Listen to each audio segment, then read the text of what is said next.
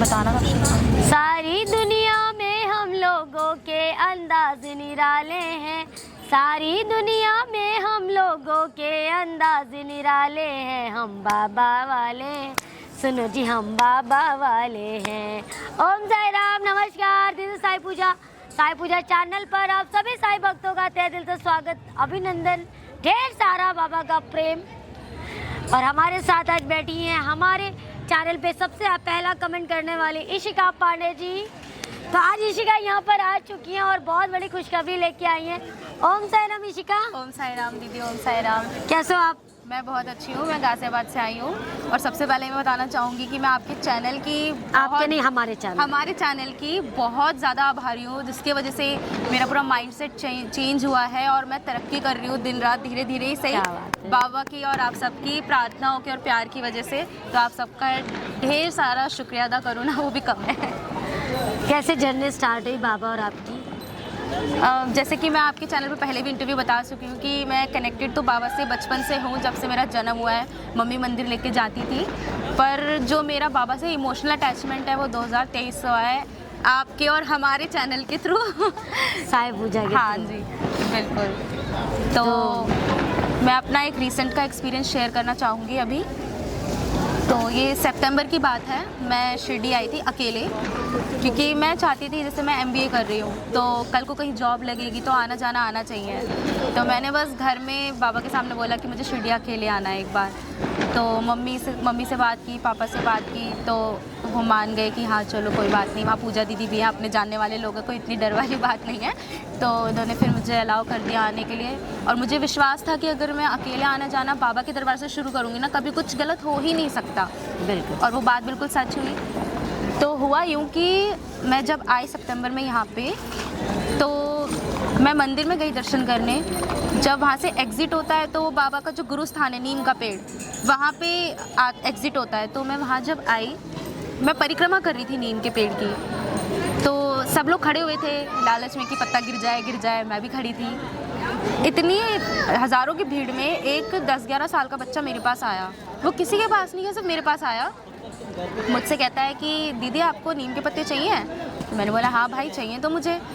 तो उसने मुझसे कुछ नहीं पूछा, कैसे, क्या, क्यों, क्या नाम, कुछ नहीं। उसने अपने जेब में हाथ डाला और मुझे मुट्ठी भर के नीम के पत्ते दे दिए उसने। ओहो, क्या बात है। फिर हुआ यूँ कि मैंने ले ली। अब लालच तो ऐसी चीज़, वो बाबा की चीज़ कौन अच्छी खुशबू आ रही है ना। हाँ। तो फिर उसने मुझसे दोबारा पूछा दीदी आपको और पत्ते चाहिए? तो मेरे मन में आया कि ये बच्चा ही तो है, ये इतने नीम के पत्ते ला कहाँ से रहा है? तो मैंने उससे पूछा ये इसी पेड़ के नीम के पत्ते बाबा के, कहीं और के ला के मुझे दे रहे हो?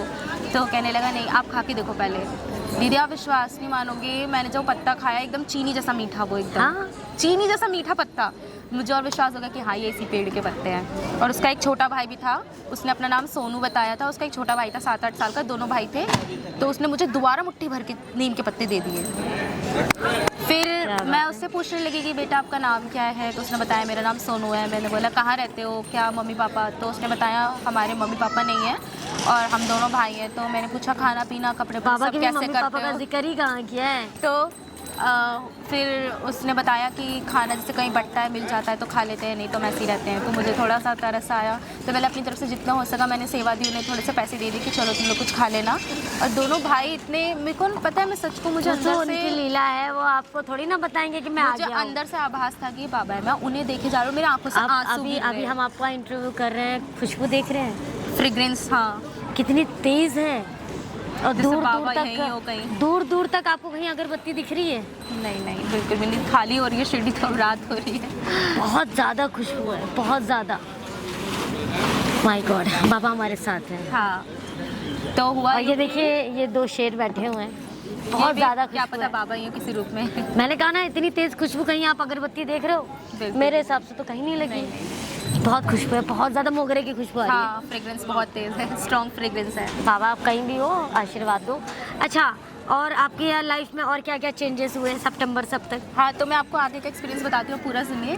तो हुआ यूँ कि उसने मुझे लेके गया कि चलो दीदी मैं आपको नंदा दीप घुमाता हूँ, मैं आपको लेडी बाग घुमा के लाता हूँ, बाबा का म्यूज़ियम घुमा के लाता हूँ। वो मुझे दीदी लेके गया जब म्यूज़ियम, वो ऐसी चीज़ें बता रहा था कि ये फ़ोटो तब का है, इस टाइम ये हुआ था, इस टाइम वो हुआ था, जैसे कोई छोटा बच्चा नहीं कोई और आके बोल रहा हो।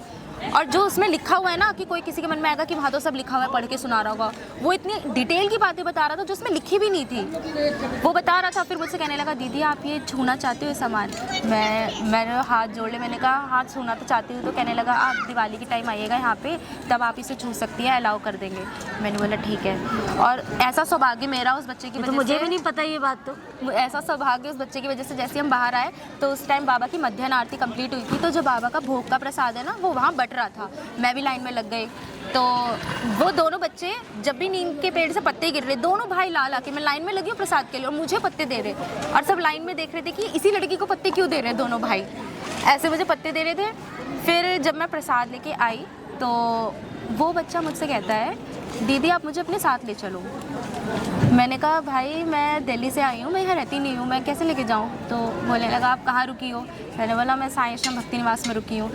तो कहता है कि वहाँ पर जो झूले हैं मैं बहुत टाइम से झूला नहीं झूला है मैंने, आप मुझे अपने साथ ले चलो। तो मेरे मन में मैं उसे देख देख के रोए जा रही हूँ, मेरे आंसू निकल रहे हैं, और मैं उस बच्चे को देखे जा रही हूँ क्योंकि मुझे पूरा वास्ता ही बाबा ही है जो आए हैं आपसे बात कर रहे हैं। आगे ही हुआ, उसने मुझसे बोला, मैंने उससे बोला आप मुझे ना कल इसी गेट के पास शाम को 6 बजे मिलना, मैं आपको ले चलूँगी। वो बच्चा मुझसे कहता है कि मैं शिरडी में ही रहता हूँ और मैं यहाँ से बाहर नहीं जाता। मैंने कहा कि आप बाहर नहीं जाओगे तो मेरे साथ चलोगे कैसे? तो कहता है मैं चला जाऊँगा तो शिरडी को कौन देखेगा। ओह माय गॉड, ये सुन के मेरे पैरों तले ज़मीन खिसक गई, मैंने ज़ोर से रोना शुरू कर दिया। तुमने पकड़ा क्यों नहीं? तो पकड़ लेती है बाबा थे दीदी, पता है उस टाइम मैं इतनी अनकॉन्शियस हो गई थी।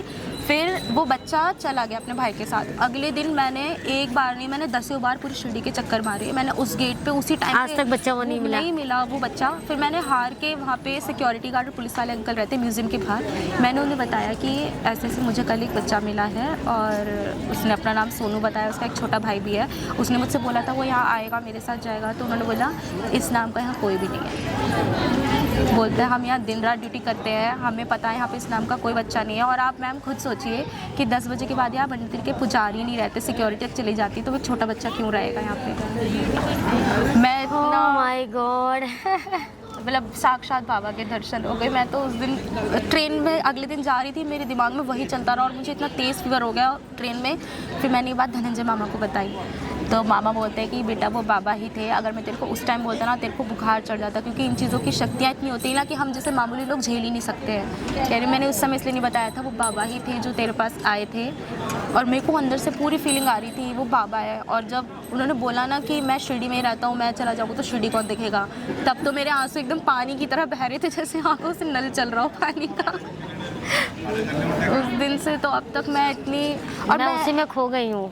और मैं आपको एक चीज़ और बताऊं, मैं इससे पहले भी जो नीम के पत्ते ले गई हूँ वो सब मैंने सब संभाल के रखे। आज तक जो भी मुझे शिरडी से मिला है, चाहे फूल नीम के पत्ते हों, जो बाकी के नीम के पत्ते हैं वो थोड़े क्रश हो गए हैं और वैसे हो गए हैं, बट उस जो बच्चे रूप में जो बाबा ने आके मुझे नीम के पत्ते दिए वो आज भी एज इट इज़ है, ना मुड़े हैं ना थोड़े सूख गए हैं, पर कोई एक पत्ता उसमें से क्रैश नहीं हुआ है। शॉक्ड।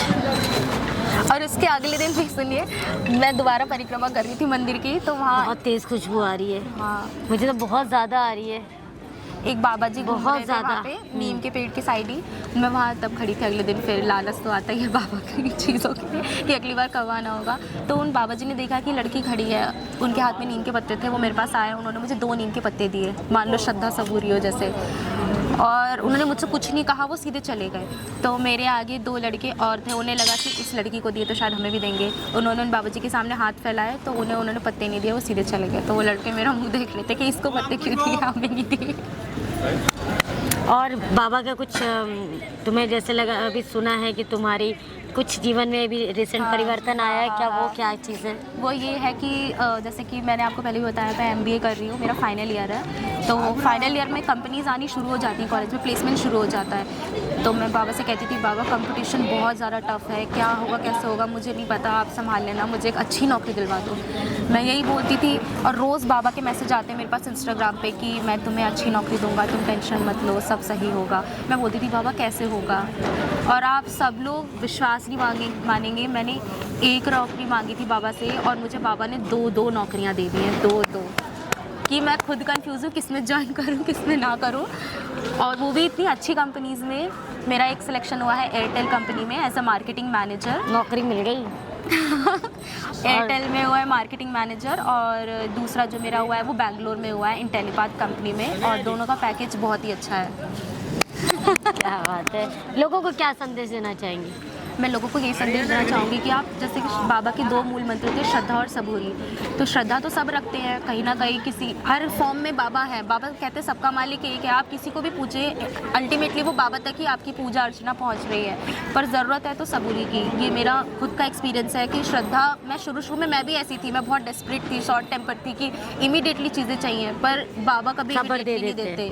सब्र देते, वो टेस्ट करते कि हम जो मांग रहे हैं उसके लायक है भी या नहीं, उससे बढ़कर अच्छा देते हैं बाबा हमें। बिल्कुल एग्जैक्ट। तो मेरा यही मैसेज है कि आप तो श्रद्धा। कैसा लगा इनके भाव? और मैं बैठ ही नहीं पा रही हूँ, इतनी खुशबू। तुम्हें खुशबू सच में आ रही है? सच में बहुत ज़्यादा। ये चीज़ और खुशबू आ रही है, खुशबू आ रही है बहुत ज़्यादा डार्क। और ये देखिए मेरे घर में आए दिन चमत्कार होते। दिए में फूल निकला, बाबा की आकृति। मैंने बोला बाबा अपना प्रेजेंस दिखाइए, और ये दिए में फूल की आकृति। और एक बार नहीं, ऐसा कई बार हुआ है मेरे घर में। मैं आपको फोटो शेयर कर दूंगी बाद में। फोटो शेयर कर देना, दिए में फूल है। तो जिनको भी एक्सपीरियंस अच्छा लगा 9918073846 पर बताएं, कमेंट करें, शेयर करें, ज़्यादा से ज़्यादा शेयर करें। हर घर साईं, घर घर साईं। जिनको भी घर में बैठ के एक्सपीरियंस करना है, गो लाइव टुगेदर मेरे साथ घर में बैठ के आप एक्सपीरियंस कर सकते हो इस तरह से भी, और हम लाइव अपने घर से और आप अपने घर से भी कर सकते हो। मैं लिंक भेजूंगी, लिंक को क्लिक करना है। आप बहुत ज़्यादा खुशबू आ रही है, बहुत ज़्यादा। मैं तो मेरी आंखों से वो हो रहा है।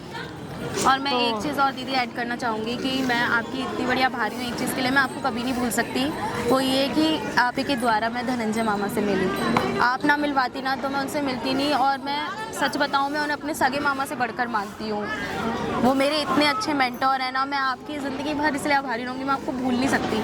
आप नहीं होती तो मुझे वो कैसे मिलते। मतलब मैं आभारी इसलिए मुझे कि मामा मिल गया, बहन मिल गई। नहीं, पहले तो आप हो, पहले तो आप हो। आप नहीं होती तो वो कहाँ से मिलते, आप बताओ। Thank you so much, thank you. और धनंजय भैया तो परिक्रमा आपको नाम सुना ही है।